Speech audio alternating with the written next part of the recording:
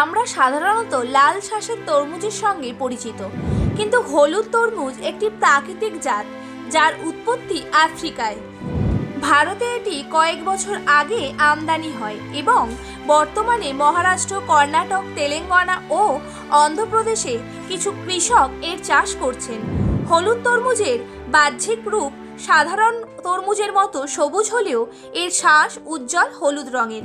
এই রঙের কারণ হলো লাইকোপিনের পরিমাণ কম থাকা, যা লাল তরমুজে শ্বাসের রঙের জন্য দায়ী।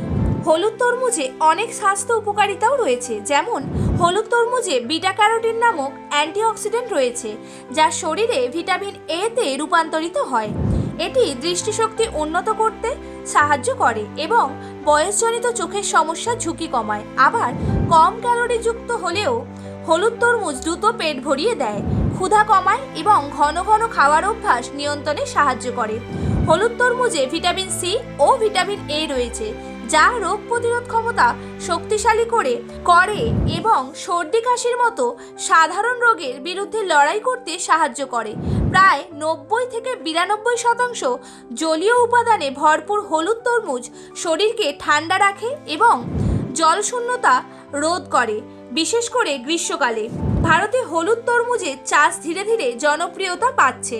মহারাষ্ট্র, কর্ণাটক, তেলেঙ্গানা এবং অন্ধ্রপ্রদেশের কিছু কৃষক ইতিমধ্যে এর চাষ শুরু করেছেন। গ্রীষ্মের তাপদাহে শরীরকে ঠান্ডা রাখতে এবং পুষ্টির চাহিদা মেটাতে হলুদ তরমুজ একটি চমৎকার বিকল্প।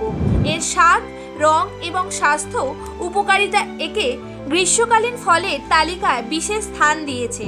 আপনি কি কখনো হলুদ তরমুজ খেয়েছেন? আমাদের কমেন্টে জানাতে ভুলবেন না। ভিডিওটি ভালো লাগলে লাইক করুন, শেয়ার করুন এবং নতুন আপডেট পেতে চ্যানেলটি ফলো করুন। ভালো থাকুন, সুস্থ থাকুন।